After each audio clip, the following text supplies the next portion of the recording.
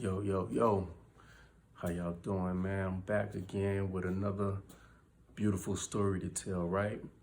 So, this particular story takes place in Washington, D.C. My family and I, we took a trip to D.C. just to kind of get away from the hustle and bustle of NYC. And so we went out, just enjoying ourselves, man. Got a room, just a beautiful time. Also, ever in DC, man, black-owned restaurant called District Soul. Phenomenal spot.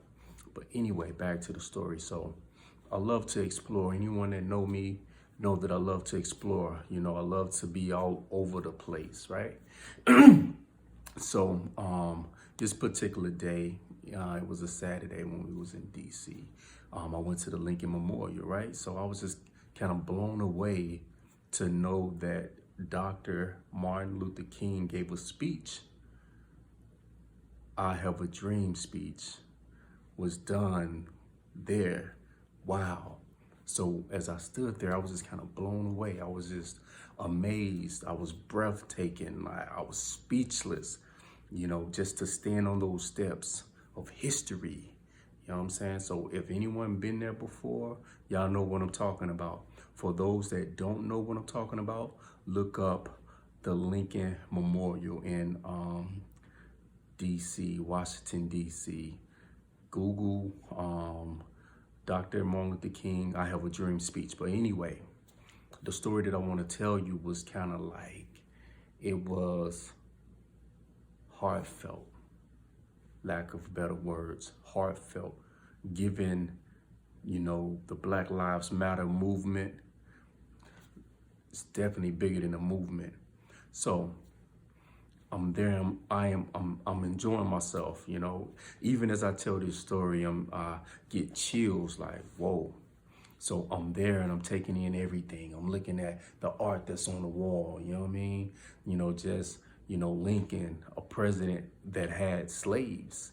You know, thinking about the White House, which was built by slaves. You know what I mean? So as I walked up, I saw some young black brothers, maybe in their mid-20s, early 20s. They were selling water. I want to say it was 4. They all had like shopping carts filled with water and Gatorade. You know what I'm saying? So, you know, it was a cat on each end of the area. When you walking up the stairs, it was a cat on the right side, cat on the left side, and a cat like up the first steps. So I'm walking past the cat. The young man was like, yo, you know, get some water. I'm like, man, I never keep cash on me. You know, he was like, yo, that's okay. So I'm at the top. I'm enjoying myself. You know what I'm saying? I'm just blown away. So I come back downstairs after like spending time up there, just kind of taking in everything for about 20 minutes, 30 minutes. So I see the young man again, but nobody's buying water from them, Gatorade from them. You know, it was majority my Caucasian brothers and sisters. And, you know, only black face I saw was myself and those guys that were selling water, right? And there's nothing wrong with that, but I'm just giving you the story, the true story of what I saw, what I experienced. So, you know, I'm talking to the young man as I'm about to leave. He had on a wife beater. His wife beater was tucked inside of his boxers. So you can see his boxers as he was sagging. You know what I'm saying? He had dreadlock, he had locks. Nothing wrong with that. The locks, you know what I'm saying, that's our culture. But, you know, everything else, you know, I was like, yo, the reason why they may not be buying from you is because of your look, your appearance. Man, you may have to change that. So, you know, I can tell he really wasn't listening to me, nor was he offended. But he gave me his Cash App, so, you know, I could still bless him. So, you know, and later that day I did. But anyway, so I'm going further down and I see a police officer talking to the first set of guys, young men that's selling water. And so, you know, I get close enough to kind of hear what's going on, but, you know, at a distance to not make the police officer feel threatened, you know? So I'm listening as he spoke to the young man. This this officer just so happened to be a Caucasian brother. You know what I mean? I'm just giving, facts and just everything that's going on.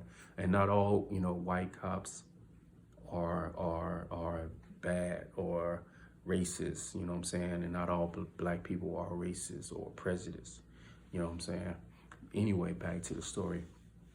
So, whatever the cop said to the young man, it made him upset. I can see him kind of talking with his hands, and I talk with my hands as well, when I'm angry or frustrated. Or I love to express, man. I'm a very expressive person, anyone that know me personally. You know what I'm saying? So he was upset. The young man was upset.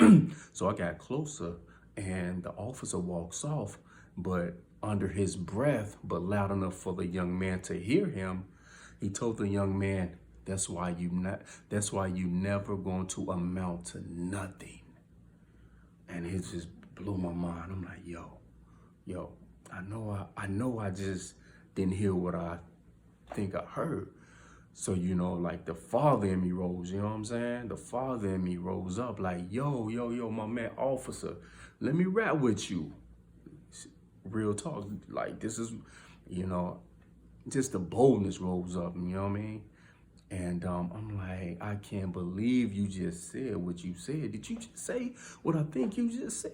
And so he became timid, nervous, because he knew he was in the wrong. This particular officer maybe was in his early 50s, and so, I wasn't loud with him because I didn't want him to feel like he was threatened, So I was firm. I was like, man, yo, you are a leader. Look at the uniform you have on. That means something. I said, man, what would make you fix your lips to tell this young man he's not going to amount to nothing? So the officer was telling me that he was trying to explain to the young man that selling water is a dead-end road, So I told the officer, I'm like, yo, you don't know what this young man got going on in his life. You know what I'm saying? So by this time, like all the white people that was out there that was, enjoying the Lincoln Memorial was like focus on us and this conversation. You know what I'm saying? And so, I'm talking to the guy and I'm like, how would you feel if someone was to tell your grandson or your granddaughter they're not going to amount to nothing? How would you feel? You know what I'm saying? And so the officer tried to justify what he was saying, and I was like, yo, imagine, or what if the young man would have told you as you walked off, I hope you catch a bullet in your head. Now, this is straight facts. Like, this is the true story, that the dialogue that I had with this officer. I'm grateful that he took the time out to listen to me, because he could have kept walking, So our father explained to the cop, like, yo, the Bible says, dust your feet off. If they reject wisdom, dust your feet off and keep going. But you can't take it personal.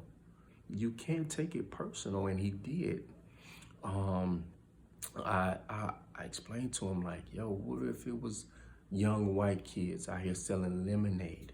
Would you have expressed those same words as you did to this young black man? You know what I'm saying? And so, again, he justified what he said. He said, if I was a black cop, would you have stopped me from making that comment? And I said, I sure would have, without a doubt, because at that time when he made that comment, I didn't see his color, man. And I'm being honest, I saw an officer, someone that should be a leader in our community. So if that guy was black, I would have stopped him and said the same thing. So me and this guy, we rapping. The young man, he can hear me kind of stand up for him. And I was glad for that. I was grateful. I was honored. I don't know the words, but I know God orchestrated that whole everything moment. This young man needed to hear me stand up for him. And you know, man, as I'm looking around, I'm seeing young white couples like nodding their head, like giving me the, you know, the green, like you saying it, keep going, you know. So no one was buying from these young men, no water, no Gatorade, one buying nothing, you know.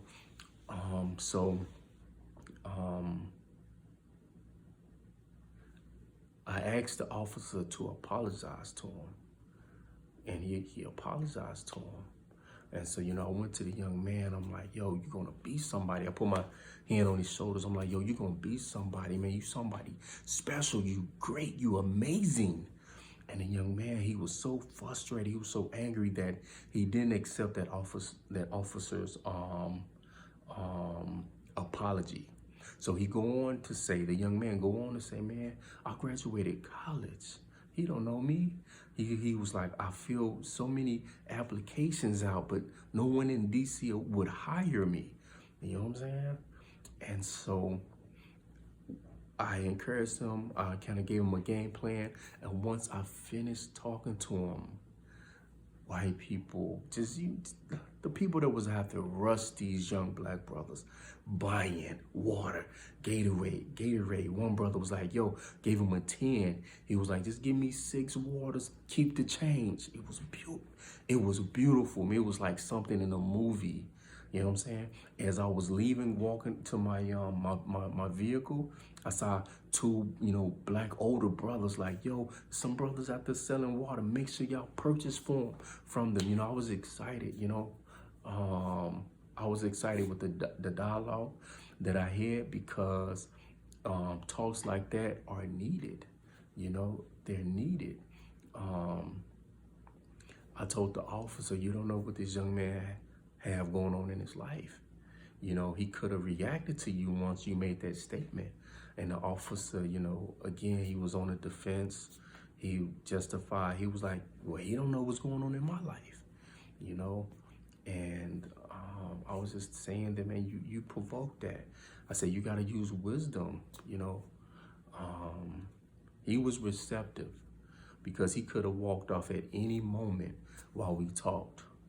So, you know, I just wanted to share this story with you, man. I really felt like that was a stupendous, amazing, divine story, man. Just how God, you know, made that happen, parted the Red Sea, you know, at that moment, man, at the Lincoln Memorial, Washington, D.C.